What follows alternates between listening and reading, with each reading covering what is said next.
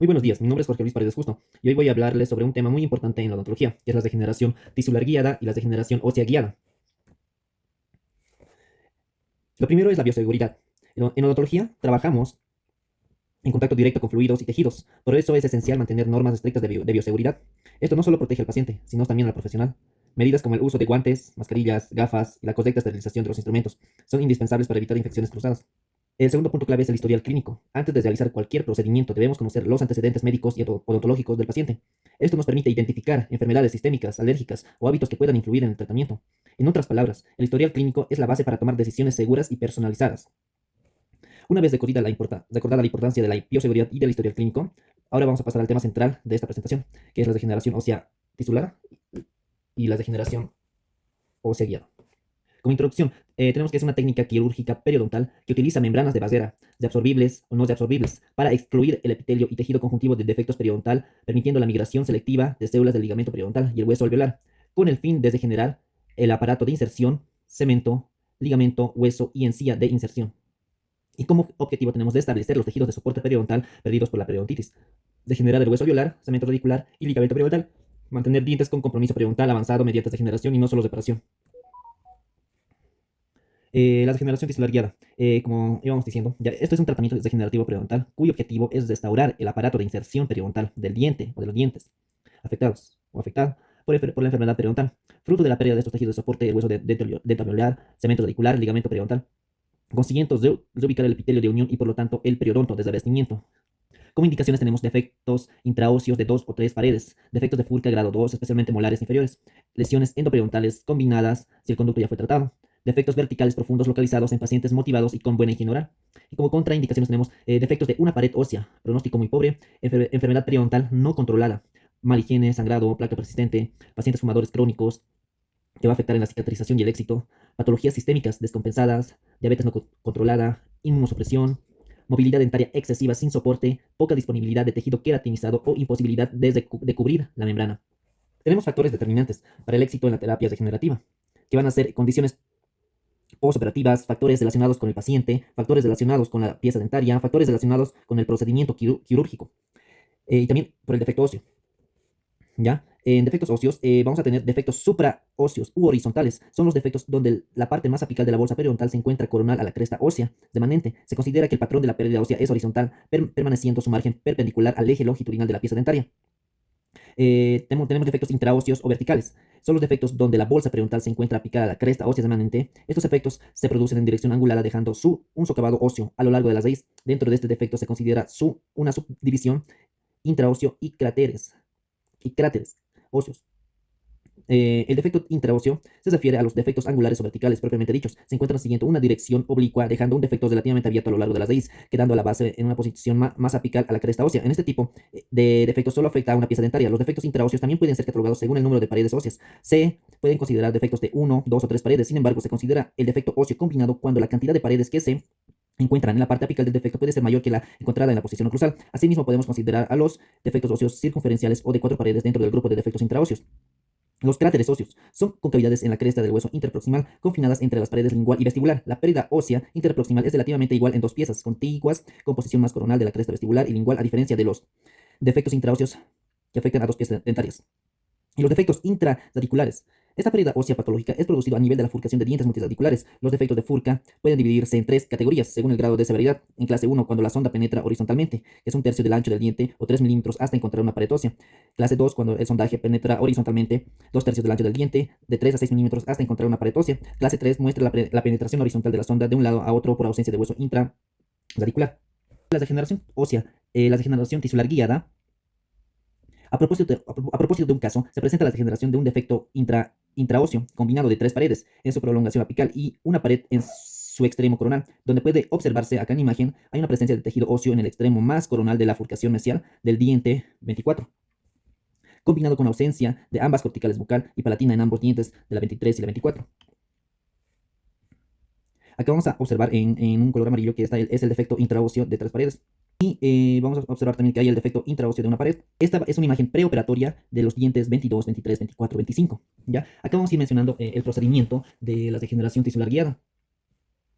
Ya en la primera imagen vemos la imagen preoperatoria. En la segunda imagen vamos a ver vamos a observar que hay una desección gingival, hay una profundidad del sondaje vestibular que va a llegar de hasta 10 milímetros.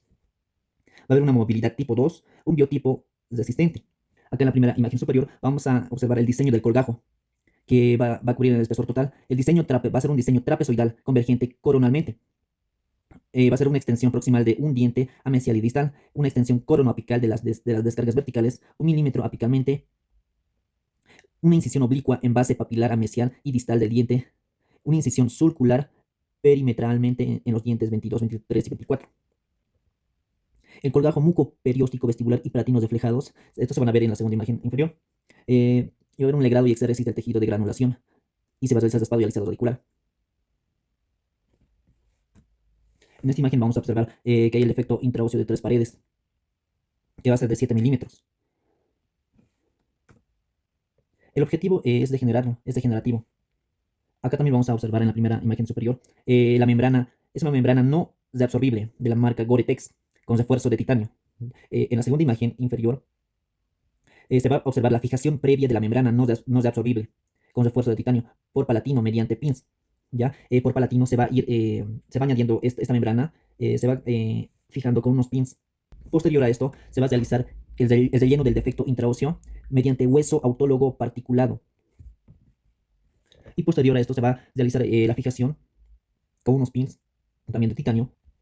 Y posterior se va a realizar el cierre primario de la herida quirúrgica previa pasivación del colgajo de cierre, obtenida mediante incisión periósticas en la base del colgajo. Y en la segunda imagen se va a ver un aspecto de la herida quirúrgica 6 meses después de la intervención quirúrgica.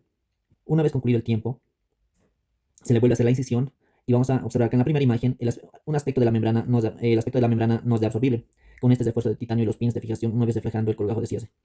En la segunda imagen ya se va retirando los pins y posterior vamos a ver en la primera imagen de una vista cruzal del tejido óseo neoformado.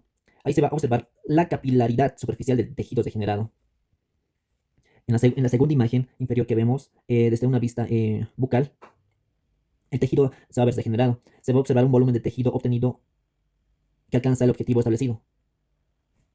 Y acá vemos un antes y después. Y es así como se realiza este procedimiento de la degeneración ósea tisular guiada, que es muy esencial, especialmente en la periodoncia.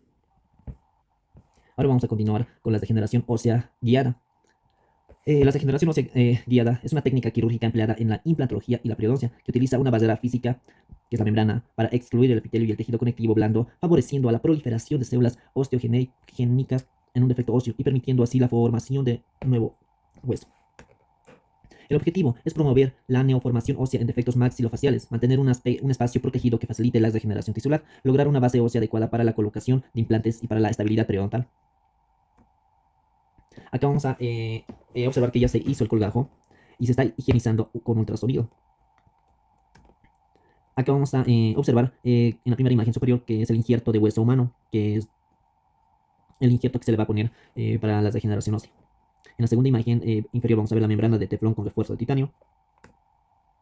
Posterior a esto se hace medidas del tamaño del defecto óseo y se hace un recorte de la membrana de acuerdo al tamaño. Una vez que hemos obtenido un tamaño, se va a proceder al recorte de la membrana. Se hace la colocación con los tornillos por palatino. Se fija siempre primeramente por palatino. Luego posterior se coloca el injerto. Posterior a esto se vuelve a fijar por vestibular con unos tornillos de titanio también. Las indicaciones principales son defectos óseos, intraóseos periodontales, defectos de Furca clase 2, principalmente molares inferiores, aumento del reborde alveolar, atrófico, horizontal y vertical, preservación alveolar tras la extracción dental, perimplantitis con pérdida ósea localizada, defectos periimplantarios durante la colocación de implantes. Y como contraindicaciones tenemos absolutas y sedativas. En absolutas, enfermedades sistémicas no controladas, como la diabetes no controlada, inmunosupresión, enfermedad periodontal activa sin control previo, higiene oral deficiente, pacientes fumadores severos, mayor a 10 cigarrillos al día, pacientes con falta de cooperación con compromiso con el tratamiento. Y como sedativas tenemos defectos óseos con muy poco potencial degenerativo, zonas con escasa irrigación sanguínea, pacientes con antecedentes de fracaso repetido en procedimientos degenerativos. Acá tenemos una comparación entre la degeneración tisular guiada versus la degeneración ósea guiada. Como concepto, tenemos en la degeneración tisular guiada la membrana es una membrana para regenerar tejidos periodontales. En la degeneración ósea guiada, membrana para regenerar el hueso alveolar.